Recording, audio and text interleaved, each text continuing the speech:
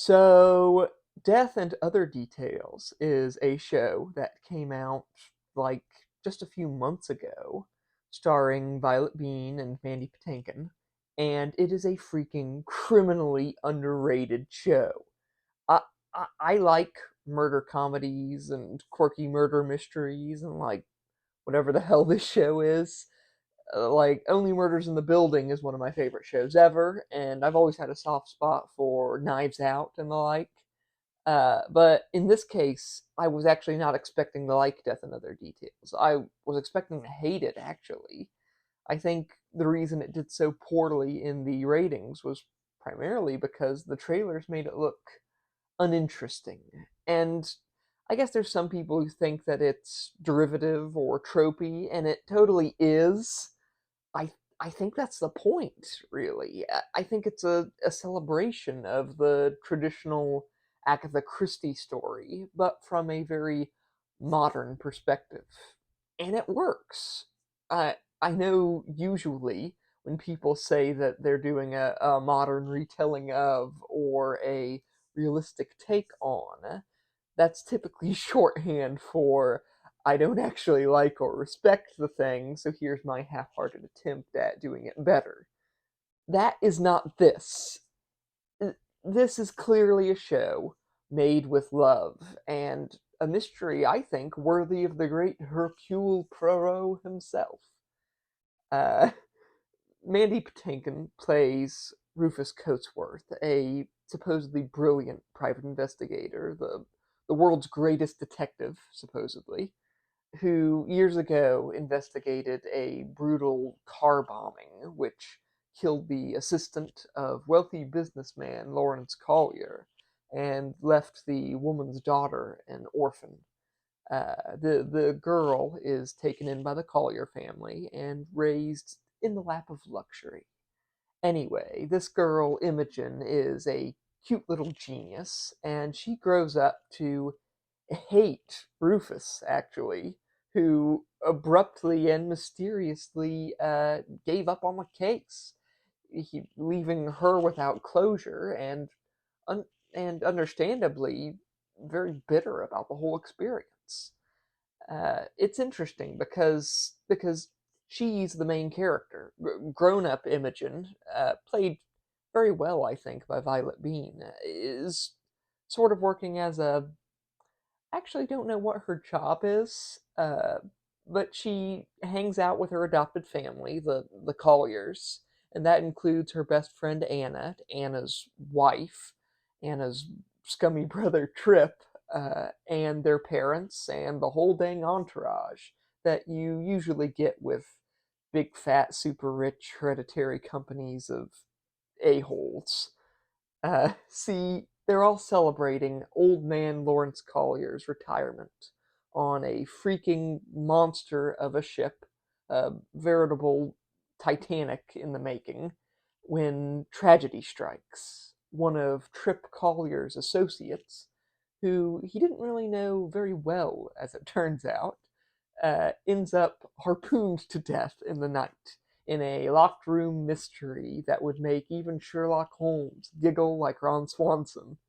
Uh, it's it's wonderful, it really is, and made even more so by the presence of Patinkin's Coatsworth, who was supposedly working security for the Chuns, a big important family who was taking part in a big important merger with the Colliers at the time. As it happens, he's secretly working a case, the old case. He never gave up on Imogen, as it turns out, but that's about all you need to know for now. Anything more would spoil this wonderful, complicated, beautiful runaway train of a show that you should definitely watch.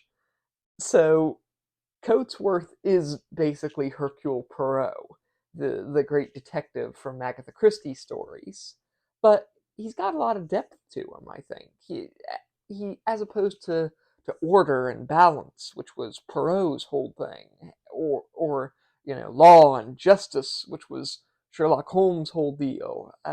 Coatsworth's uh, shtick, you might call it, is is the details, right? That is the little things that are hardly noticed, the faulty memory, the misunderstanding witness, and so on. Obviously, Patinkin is a good actor. There's not really any doubt about that, but I'm still in awe of how he's able to draw you in with his very clever observations and how he's able to play off the other members of the cast really well.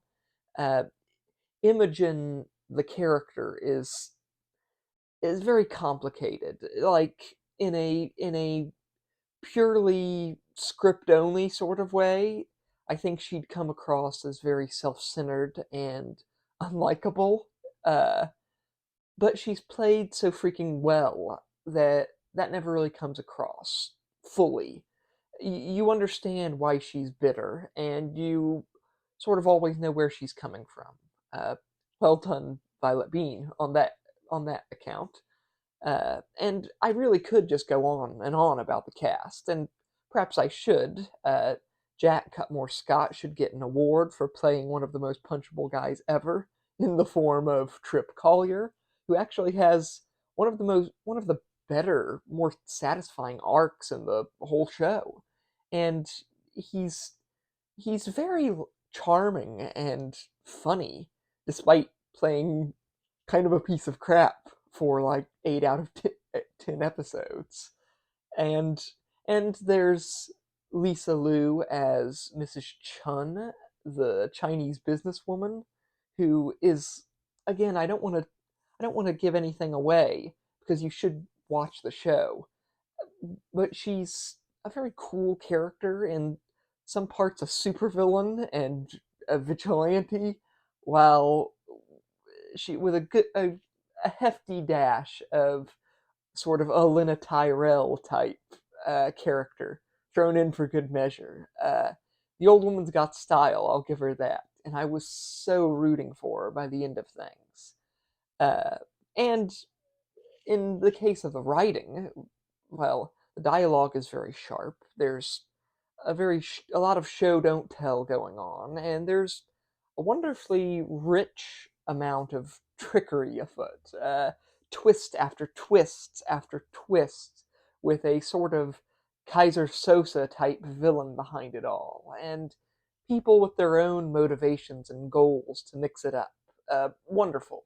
And even in the final episode, I did have this sinking feeling, this nagging thought that they were going to let me down. But I bore with it, and I was happily surprised. They always find a way to lead you back to the right theme, the right twist. There's always another trick up this show's sleeve. Um, so yeah, it's a very good show. I highly recommend it. Don't listen to the critics. You should probably watch it for yourself, and it might not be your cup of tea, but it definitely was mine. I I want there to be a second season, and unfortunately, I don't think there will be. That's that's a shame. But yeah, more like this, please. Like and subscribe if you like to hear me ramble about the stuff that I like. Hit the bell icon to always know when I upload new videos, and take care. Bye.